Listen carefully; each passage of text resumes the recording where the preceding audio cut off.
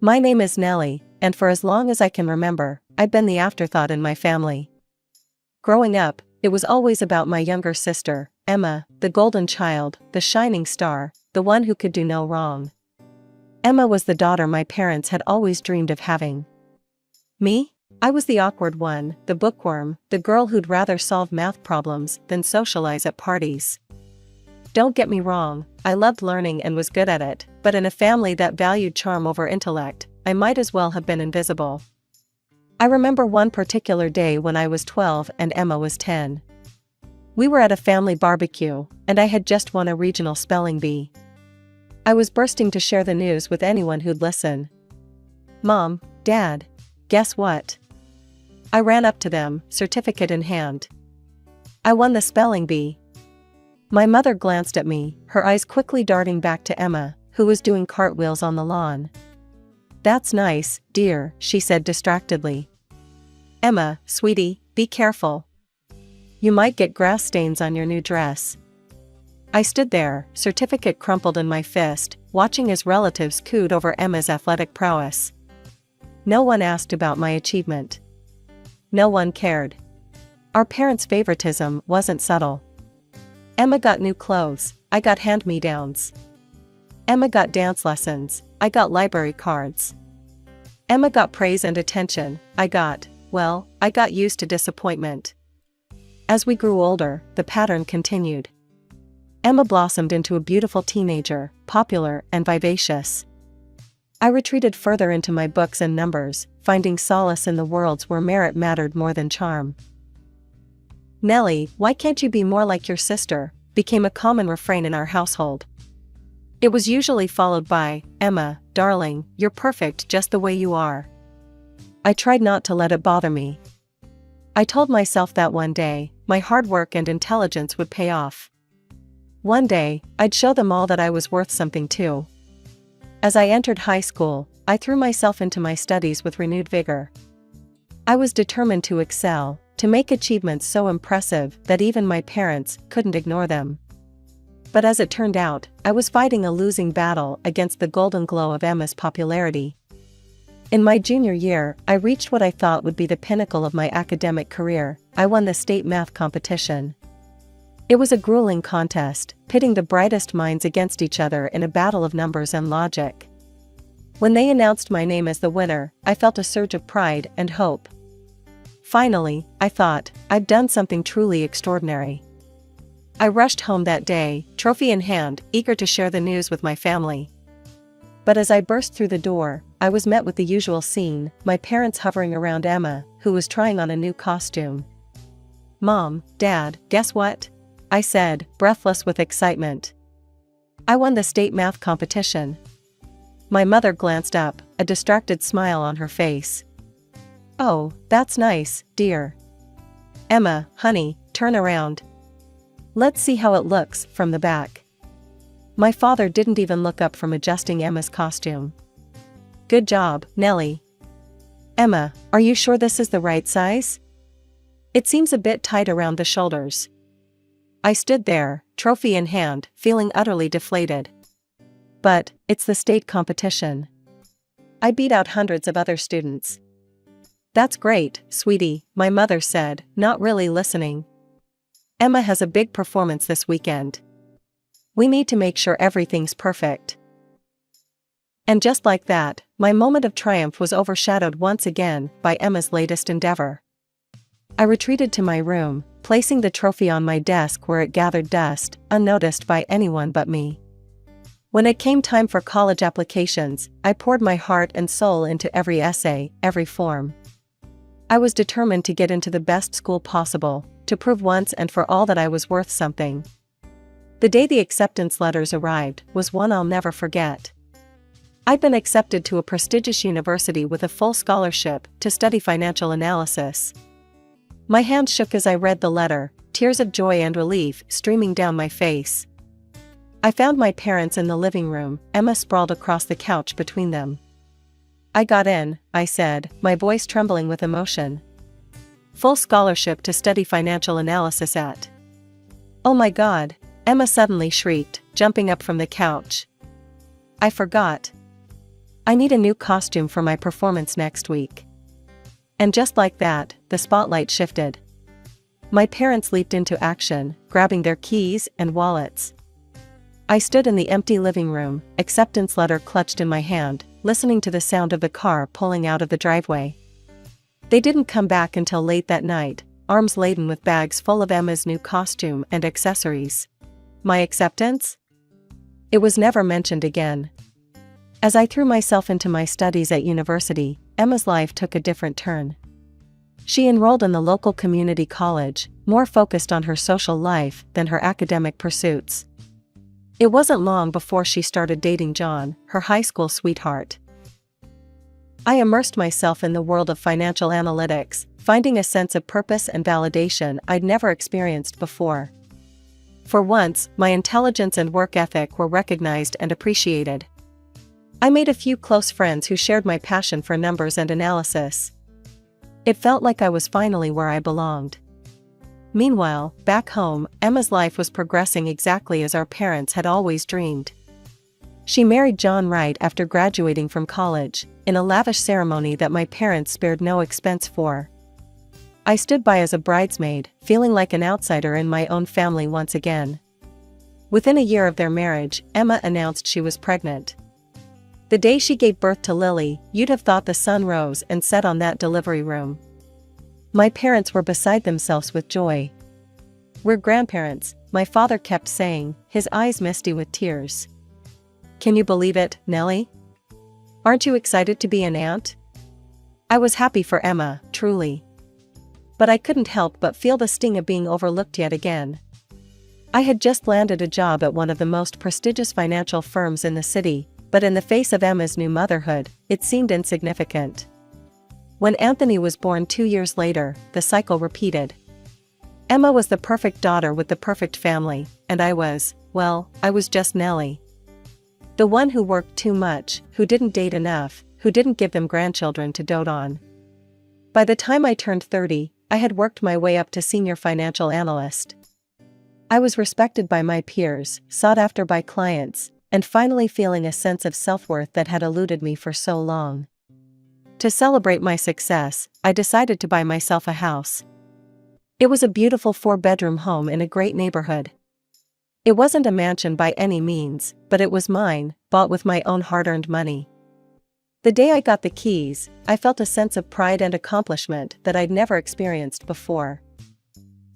Excitedly, I invited my family over to see my new home. I thought, finally, they'd see what I'd achieved, that they'd be proud of me. They arrived, Emma with her kids in tow, my parents cooing over their grandchildren. As I gave them a tour of the house, my mother's main comment was, "It's such a big house for just one person, isn't it?" I felt my heart sink. "It's an investment," I tried to explain. "And I have room for a home office now." "Well, I suppose that's sensible," my father said, but his tone suggested he found it anything but. "Emma, honey, make sure Lily doesn't touch anything. We don't want to break Aunt Nellie's things." As they left, I overheard my mother saying to Emma, "It's a shame Nellie doesn't have a family to fill that big house. But I suppose her career is important to her." A few months after I'd settled into my new home, I received an unexpected invitation to a family dinner. I was surprised, to say the least. My family often forgot to include me in gatherings, dismissing me as strange and uninteresting. Nevertheless, I accepted, hoping that perhaps things were changing. "Nellie, good of you to come," my father said, patting my shoulder awkwardly. "Have a seat. We have something important to discuss." A knot formed in my stomach. Important discussions in this family usually meant something good for Emma, and something disappointing for me. Still, I sat down, forcing a smile. We ate dinner, the conversation revolving around Emma's kids and John's job. I tried to mention a successful project I'd just completed at work, but my words were drowned out by Anthony's sudden wail for more dessert. After dinner, as we settled in the living room, my mother cleared her throat. "Nellie, dear, we've been thinking." I braced myself, unsure of what was coming. "You're single, with no children," she continued, her tone suggesting this was some kind of terminal illness. And you have that big house all to yourself. Yes, I said slowly, not liking where this was going. My father jumped in. Well, we think it would be best if you gave your house to Emma and her family. I blinked, certain I had misheard. I'm sorry, what? Give them the keys and move out, my mother clarified, as if she was asking me to pass the salt. They need the space more than you do. I looked around the room, waiting for someone to laugh, to say it was all a joke. But all I saw were serious faces. Emma sat looking smug, while John patted her shoulder condescendingly. You're joking, right? I finally managed to say. Now, Nellie, my mother said, her voice taking on that patronizing tone I knew so well. Don't be selfish. Emma needs her own space more than you do. You're just one person, after all. It's your sisterly duty, my father added, as if that settled everything. Family helps family. I felt like I was in some kind of twisted alternate reality. But, it's my house, I said, my voice barely above a whisper. I bought it with my own money. I worked hard for it. Oh, come on, Nellie, Emma chimed in, her voice sickly sweet. You know how hard it is raising 2 kids in our small apartment. You'd be doing us such a favor. I stood up, my hands shaking. No, I said, my voice growing stronger. Absolutely not. I'm not giving you my house. The room erupted. My parents started listing all the sacrifices they'd supposedly made for me over the years. Emma went on about the difficulties of raising children. John sat there, nodding along as if this whole scenario was perfectly reasonable. As I walked out, I heard my mother call after me, think about it, Nellie. Don't be selfish. In the days following that surreal dinner, my life turned into a circus of unwanted attention. It seemed my parents had spread the tale of my selfishness far and wide among our extended family. Suddenly, relatives I hadn't spoken to in years became experts on my life, bombarding me with calls and messages. One afternoon, I picked up a call from my great-aunt Mildred, a woman I hadn't seen since I was a teenager. Nellie, she croaked into the phone, I heard about your situation. How could you be so heartless? You're nothing but an old maid saving money for no good reason. The next day, my cousin Mike, whom I barely knew, sent me a text. Hey Nellie, heard you're being difficult. Why don't you just move to a remote island and live as a hermit? You're already an outcast and a loner anyway. 2 weeks after the disastrous family dinner, I found myself at home, nursing a bad cold. As I sat on my couch, wrapped in a blanket and sipping hot tea, I heard an odd noise coming from my front door. A distinct sound of someone fumbling with the lock. My heart began to race. Was someone trying to break in? I set my tea down quietly and crept towards the door, my legs shaking beneath me. Pressing my eye to the peephole, I nearly gasped out loud. There, on my front porch, were my sister, my parents, and John. Emma was kneeling by the lock, a hairpin in her hand, while my parents kept watch. John stood a little way back, looking nervous. Without thinking, I yanked the door open. They all jumped back, startled expressions on their faces. What the hell do you think you're doing? I demanded, my voice hoarse from my cold but filled with anger. For a moment, they all stared at me, caught red-handed. Then, to my utter disbelief, my mother spoke up. We thought you'd be at work. We were just going to move in. Move in? I repeated, incredulous. You mean break in and squat in my house? Now, Nellie, my father interjected. We knew you wouldn't have called the police on us. We're family, after all. I looked past them and saw a car parked in my driveway, loaded with boxes and suitcases.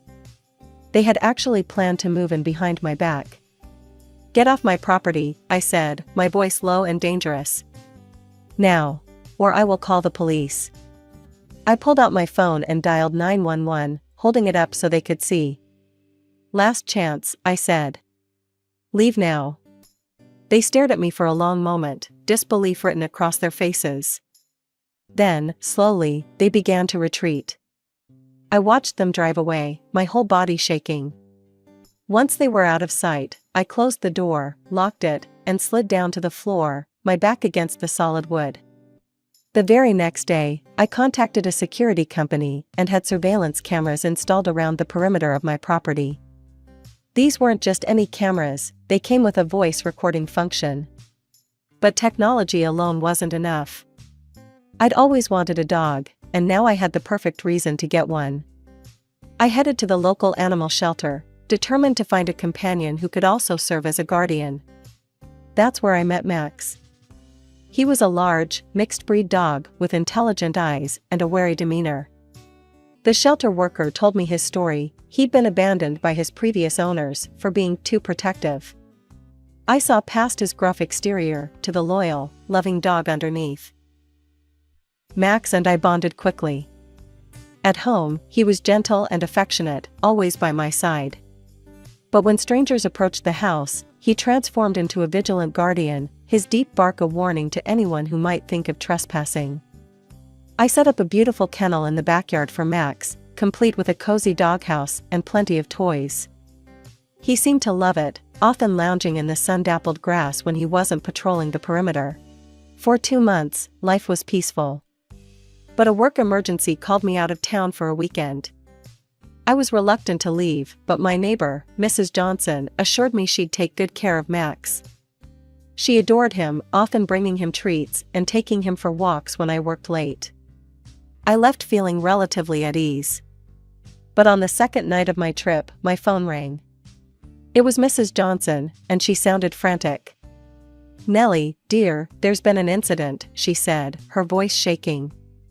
"Max, he bit the stranger. Chased them right out of the yard and down the street. The police are here now." I caught the first flight back, my mind whirling with possibilities. When I arrived home, I was met with a scene straight out of my nightmares. My parents' car was parked in front of my house. Emma was there, looking both angry and smug. And to my horror, there were 2 police officers standing in my driveway. I approached cautiously.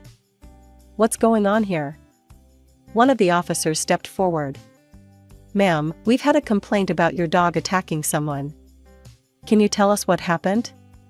Before I could respond, Emma cut in. "Her monster of a dog attacked my husband. Jumped right over the fence and bit him. He could have been killed." Suddenly, everything clicked into place. The bite, it had been John. "That's not true," I said firmly.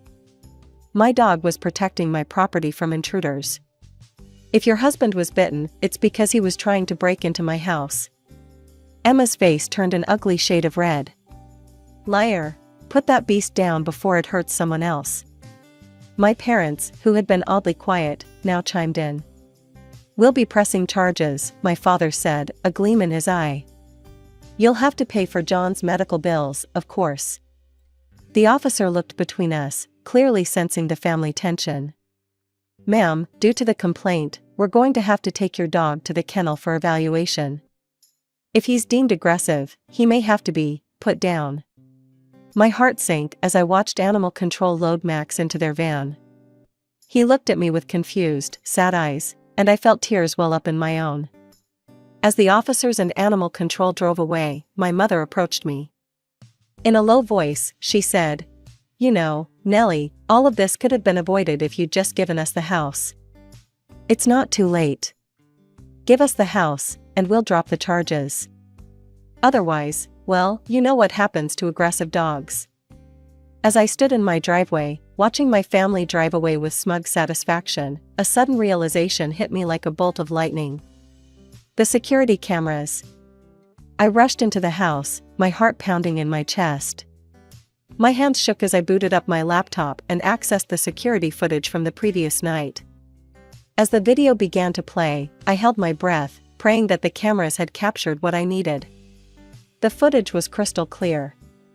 I watched as Emma and John crept up to my front door, looking furtively over their shoulders. Max appeared on screen, his hackles raised, a low growl emanating from his throat.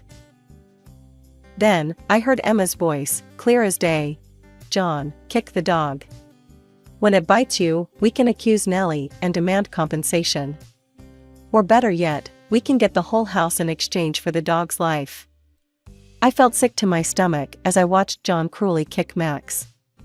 The dog, surprised by the sudden attack, latched onto John's leg in self-defense. Emma let out an ear-piercing scream, causing Max to release his grip immediately. The two of them ran away, leaving Max looking confused and distressed. The next morning, I called my parents. Keeping my voice steady, I said, "I think we need to have a serious conversation. Can you all come over to my house?" There was a pause on the other end of the line. Then, my mother's voice, sickly sweet, "Of course, dear. We'll be right over." An hour later, they all arrived, my parents, Emma, and John, his leg conspicuously bandaged. As they filed into my living room, I could see the triumph in their eyes. They thought they had won. Emma immediately began to wander around the room, pointing at various items. "We'll need to get rid of this ugly lamp," she said, her voice dripping with disdain. "And this couch simply won't do. We'll replace it with something more family-friendly." I bit my tongue, letting her continue her presumptuous tour of my home. Finally, I cleared my throat. "Before we discuss anything," I said, my voice calm despite the anger boiling inside me, "I think you should watch something." I gestured towards the large TV mounted on the wall. "Please, have a seat. All of you." Confusion flickered across their faces, but they complied, settling onto the couch. Emma perched on the armrest, a look of irritation on her face. As the security footage played on the screen, I watched the color drain from my family's faces. Their expressions morphed from confusion to shock, and finally to horror as they realized their scheme had been caught on camera. Emma was the first to break the stunned silence. It was just a prank," she sputtered, her voice shrill with panic. "We didn't mean any harm." John nodded vigorously, wincing as the movement jostled his injured leg. "Yeah, just a joke that got out of hand. No need to make a big deal out of this, right?" My parents, however, seemed to grasp the gravity of the situation. My father leaned forward, his face ashen. "Nellie, sweetheart, let's not be hasty. There's no need to make this public. We can work this out as a family." I couldn't help but smile, a cold, humorless expression that made them all flinch. "It's a bit late for that, don't you think?" I said, glancing at my watch. "And speaking of late, I believe we have some guests arriving." As if on cue, there was a knock at the door. I opened it to reveal two police officers, whom I had called earlier that morning. "Perfect timing," I said, ushering them in. "Officers, I have evidence of an attempted break-in and a malicious attempt at blackmail." What followed was a flurry of activity. I explained the situation to the police, showing them the damning security footage. They listened gravely, then moved to detain Emma and John. As the officers read them their rights, my parents broke down in tears. "Nellie, please," my mother sobbed. "Don't do this. We're family." I felt a twinge of sadness, but it was quickly overshadowed by years of pent-up hurt and resentment.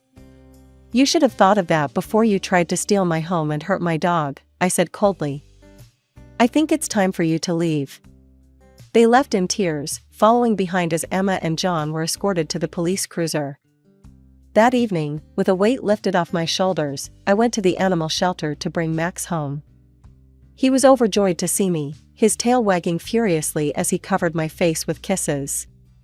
"Let's go home, buddy," I whispered, hugging him tightly. The following weeks were a whirlwind.